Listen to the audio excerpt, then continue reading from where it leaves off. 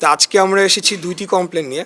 একটি হলো যে একটা কেন্দ্র, কসমোপলিটন স্কুল একটা কেন্দ্রে যদি এই অবস্থা হয় তাহলে তো সেই কেন্দ্র কিভাবে নির্বাচন আমরা করব সেটি একটি বড় প্রশ্ন রয়েছে। তো কেন্দ্র পরিবর্তন সম্পর্কে আমরা আবেদন জানিয়েছি, তবে সেটি কমিশনের যে আইন অনুযায়ী এবং সময় সব কিছু বিবেচনায় নিয়ে ওনারা কার্যকরী পদক্ষেপ নেবেন বলে আমাদেরকে আশ্বাস জানিয়েছেন।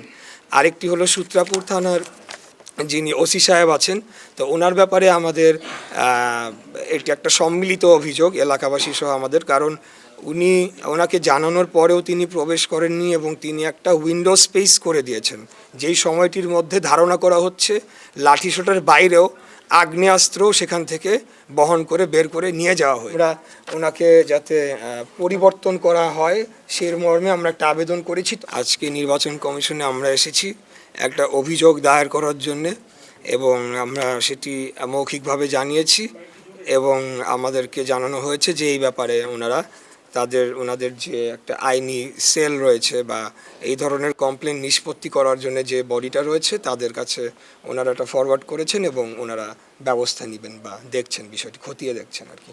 8 তারিখ রাতের বেলা কসমোপলিটন স্কুল নামে একটি প্রতিষ্ঠান, শিক্ষা প্রতিষ্ঠান, যেটা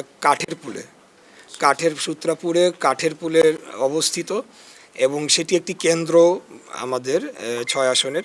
তো সেখান থেকে আমি প্রিভিয়াস বিষয় যাব না, বাট রাত 1টার দিকে ফাইনালি যখন আমাদের বিভিন্ন কমপ্লেন্টের ভিত্তিতে পুলিশ সেখানে অভিযান চালিয়ে তারা 152 পিস মোটা লাঠি, যেটাকে স্টাম্প বলতে পারি আমরা, সেটি উদ্ধার করে এবং সেই ভবনটির মালিকানায় রয়েছে আমাদের প্রতিদ্বন্দ্বী রাজনৈতিক দল জামায়াতে ইসলামী, এবং সেখানে জকসুর সম্ভবত একটা ক্লাব রয়েছে, যতটুকু আমি জানতে পেরেছি ক্লাব হিসেবে অভিহিত করা হয়। তো সেই ক্লাবের দরজা ভেঙে তারা এই মোটা স্টাম্প লাঠিগুলো তারা উদ্ধার করে।